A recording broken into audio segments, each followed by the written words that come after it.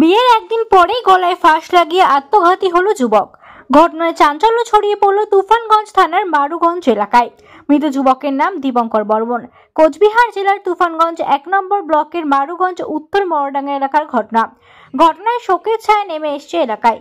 গত শুক্রবার নিউ কোচবিহার এলাকার তরুণীর সামাজিক মতে বিবাহ সম্পন্ন হয়।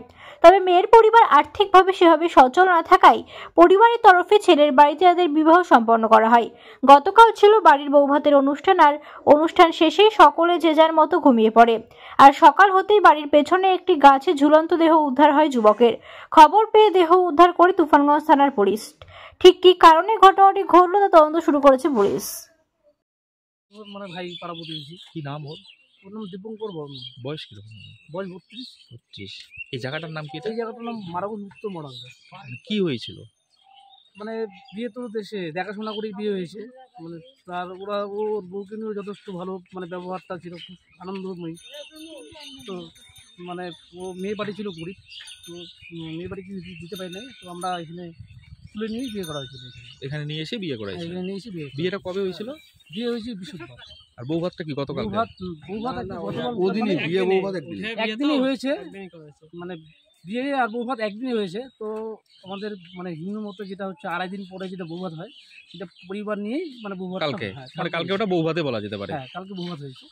হওয়ার পরে সাধারণত সবাই মানে 3 রাত্রি জাগা, তো ঘুমিয়ে পড়েছে। তারপরে আজকে সকালবেলা এই ছেলের যে মা, খুশি হয় আমার, তো উনি দেখে যে সকালবেলা ছেলে নিয়ে ঘরে, আর গরু বের করতে গিয়ে দেখে যে এরকম পিছনে। পেছনে। রাতে কখন উঠে গেছে সেটা কেউ বলতে পারে? এটা কেউ বলতে পারছে না। ও যে ঘরে ঘুমিয়েছিল সে কে ঘুমিয়েছিল? ওই ঘরে সে ওয়াইফ ছিল, আর দুজনেই ছিল। ওটা তো আমরা জানি না। ওয়াইফও বলতে পারতেছিল না, উনি আর কি বলতে পারছেন যে মানে কি কখন উঠে গেছে।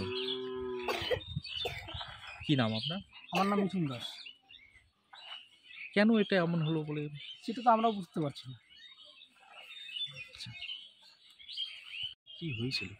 কি হয়েছিল রাত্রেবেলা তো সবাই গল্প সল্প করে শুলাম।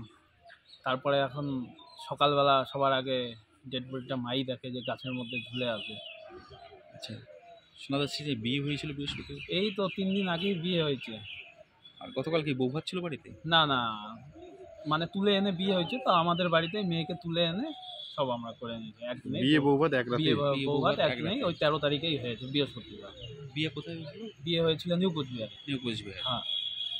আচ্ছা, আজকে মানে যাওয়ার কথা ছিল? আজকে যাওয়ার কথা ছিল। কালকে আমাকে দাদা নিজে বলল যে কাকে কি দেওয়া যায়, ওগুলো সবই গল্প সল্প করে যা জিনিসপাতি আমাদের প্রেজেন্টেশন করছিল সব দাদার ঘরে গুছিয়ে দিয়ে, তারপরে রাত্রে বৌদি, দাদার শালি সবাই একসঙ্গে খাওয়া দাওয়া করলো। খাওয়া দাওয়া করে তারপরে শুলাম সবাই একসাথে। আমি আমার ঘরে, দাদার ঘরে বৌদি ছিল, দাদার শালি ছিল। তারপরে সকালবেলা উঠে আমার মা দেখতে পায় যে দাদা বাড়ির পাশেই, বাড়ির পিছনেই। এটা কি মানে আলাপ আলোচনার মধ্যেই বিয়ে হয়েছিল? হ্যাঁ, সব দেখাশোনা করেই বিয়ে হয়েছে। আচ্ছা, কি মনে হচ্ছে এখন আমরা কি করে বলবো? মানে কোনো সম্পর্ক, প্রেম, ভালোবাসা এইরকম কিচ্ছু ছিল না। ওই এইরকম ছেলেই না। এমনি কি করতো?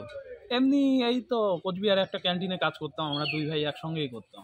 আচ্ছা, কি নাম দাদার নাম দীপঙ্কর বর্মন। বয়স কত? বয়স 32+। বাড়িটা মারুগঞ্জ উত্তর মরডাঙ্গা। তোমার নাম? আমার নাম কুশ বর্মন।